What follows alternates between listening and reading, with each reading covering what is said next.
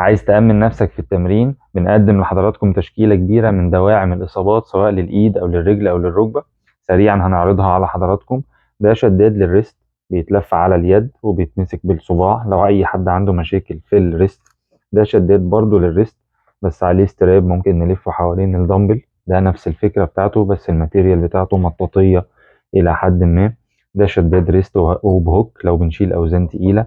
ده شداد حر بيأمن المعصم لو بنشيل أوزان تقيلة برضو. ده شداد ركبة أو كوع، بيفرق على حسب الطول الاستخدام بتاعه.